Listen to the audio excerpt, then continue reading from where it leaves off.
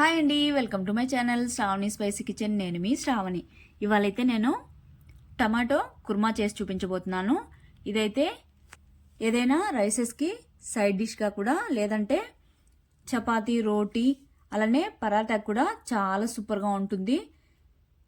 రైస్లోకైనా కూడా చాలా ఎమ్మీగా ఉంటుంది. ఏ కాంబినేషన్తో తిన్నా కూడా ఇది అన్నింటికి సరిపోయేటటువంటి టమాటో కుర్మా. ఇదైతే మీరు మిస్ అవ్వకుండా తప్పకుండా అయితే ట్రై చేయండి. ప్రాసెస్ కూడా చాలా ఈజీగా అయిపోతుంది. లేట్ చేయకుండా అయితే ప్రాసెస్లోకి అయితే వెళ్ళిపోదాం. ముందుగా అయితే కడాయి పెట్టుకొని ఆయిల్ వేసుకోవాలి. ఆయిల్ అనేది కొద్దిగా వేడెక్కిన తర్వాత ఇందులోనే కొద్దిగా జీలకర్ర, అలానే స్పైసెస్ అయితే యాడ్ చేసుకోవాలి. ఇక్కడ నేనైతే చెక్క, లవంగాలు, అలానే యాలకులు వేస్తున్నాను. ఇవి కాస్త ఫ్రై అయిన తర్వాత ఇందులోనే బిర్యానీ ఆకు, అలానే కరివేపాకు కూడా వేసేసుకొని చిటపట్లాడనివ్వాలి. తర్వాత బాగా సన్నగా కట్ చేసుకున్న ఆనియన్స్ కూడా వేసేసుకొని మంటనైతే మీడియం ఫ్లేమ్లోకి టర్న్ చేసుకొని ఈ విధంగా కలుపుతూ మెత్తబడేంత వరకు ఫ్రై చేసుకోవాలి. ఈ స్టేజ్లో మీకు కావాలంటే పచ్చిమిర్చి కూడా వేసుకోవచ్చు. తర్వాత కొద్దిగా సాల్ట్ వేసేసుకొని మరో 2 మినిట్స్ ఫ్రై చేసుకున్న తర్వాత 1 స్పూన్ అయితే జింజర్ గార్లిక్ పేస్ట్ వేసుకోవాలి. ఇప్పుడైతే మంటను లో ఫ్లేమ్లో పెట్టుకొని మిక్స్ చేసుకుంటూ పచ్చివాసన పోయేంత వరకు ఫ్రై చేసుకోవాలి. ఈ విధంగా అల్లం వెల్లి పేస్ట్ అనేది ఫ్రై అయిన తర్వాత ఇప్పుడైతే టమోటాలు యాడ్ చేసుకోవాలి, సన్నగా కట్ చేసుకొని బాగా. ఈ టమోటో యాడ్ చేసిన తర్వాత మంటనైతే మీడియం ఫ్లేమ్లోకి పెట్టుకొని టమోటోలు కాస్త ఫ్రై అయ్యేంత వరకు ఈ విధంగా కలుపుతూ మిక్స్ చేసేసుకొని మూత పెట్టుకొని కుక్ చేసుకోవాలి.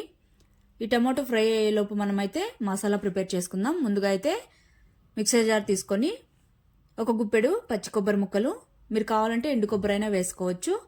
అలానే మసాలా దినుసులు చెక్క, లవంగాలు, యాలకులు వేసుకున్నాను. అలానే కొద్దిగా సోంపు, పచ్చిమిర్చి, కొద్దిగా కొత్తిమీర వేసేసుకొని ముందుగా అయితే వాటర్ ఏం వేయకుండా ఈ విధంగా మిక్సీ పట్టేసుకోవాలి.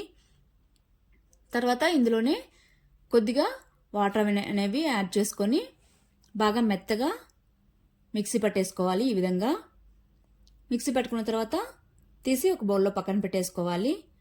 ఇక్కడ టమాటో అనేది కూడా బాగా కుక్ అయిపోయింది. చూడండి, ఈ విధంగా సాఫ్ట్గా కుక్ అయితే బాగుంటుంది గ్రేవీ అనేది. ఇప్పుడైతే 1/2 కప్పు పచ్చి బఠానీ, అలానే పసుపు, కారం అనేది మీ స్పైస్కి తగ్గట్టు వేసుకోండి. అలానే రుచికి తగినంత సాల్టు, తర్వాత ధనియాల పొడి వేసుకొని ఈ మసాలాలన్నీ మాడిపోకుండా ఈ విధంగా మంటను లో ఫ్లేమ్లో పెట్టుకొని మిక్స్ చేసుకుంటూ ఫ్రై చేసుకోవాలి.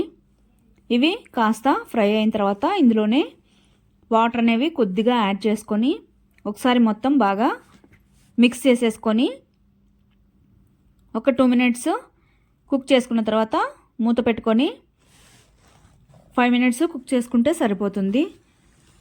తర్వాత ఇక్కడ చూడండి, బాగా దగ్గర పడి నూనె పైకి తేలింది కదా. ఈ విధంగా కుక్ అయిన తర్వాత ఇందులోకి మనం మిక్సీ పట్టి పెట్టుకున్న మసాలాను కూడా వేసేసుకొని ముందుగా అయితే 2 బాగా కలిసిపోయేంత వరకు కలుపుతూ మిక్స్ చేసేసుకోవాలి.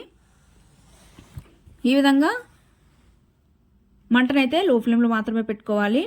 మిక్స్ చేసుకున్న తర్వాత మూత పెట్టుకొని ఒక 2 నిమిషాలు కుక్ చేసుకుంటే సరిపోతుంది. చూడండి, ఇక్కడ మసాలా అనేది బాగా నూనె పైకి తేలి కుక్ అయిపోయింది. ఈ విధంగా నూనె పైకి తేలిందంటే కర్రీ కానీ మసాలా కానీ ఏదైనా కుక్ అయినట్టే. తర్వాత మనకు వాటర్ కన్సిస్టెన్సీ అనేది సరిపోయేటట్టు వాటర్ అనేవి యాడ్ చేసుకొని ఇందులోనే కొద్దిగా గరం మసాలా, అలానే సాల్ట్ వేసేసుకొని ఒక 2 నిమిషాలు కుక్ చేసుకుంటే మూత పెట్టుకొని సరిపోతుంది.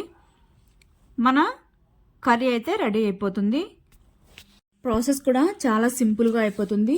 అలానే దోశ, ఇడ్లీలో కూడా చాలా బాగుంటుందండి. నేనైతే ఇక్కడ దోశ కాంబినేషన్లో అయితే చూపించాను. అలానే బగారన్నంలో కూడా చాలా బాగుంటుంది. దేనికైనా కాంబినేషన్గా ఈజీగా సెట్ అయిపోతుంది. మనం ఏ రైస్ చేసుకున్నా, మసాలా అన్నంలో కానీ దేనిలోకైనా చాలా యమ్మీగా ఉంటుంది.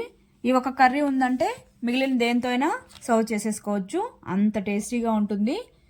చివరిగా అయితే కొద్దిగా కొత్తిమీర వేసేసుకొని ఒకసారి మిక్స్ చేసేసుకొని అంటే సర్వ్ చేసేసుకోవడమే. చాలా సింపుల్గా అయిపోయింది కదా ప్రాసెస్ కూడా. అలానే టేస్ట్ కూడా భలేగా ఉంటుంది. అస్సలు మిస్ అవ్వద్దు. తప్పకుండా అయితే మీరు కూడా ట్రై చేయండి. ట్రై చేశాక నచ్చినట్టయితే మన ఛానల్ని అయితే సబ్స్క్రైబ్ చేసుకోండి. అలానే మీకు ఎలా వచ్చిందో కూడా కామెంట్ చేయడం మాత్రం మర్చిపోకండి. అలానే okay bye. Thank you for watching. Please subscribe చేసుకోండి.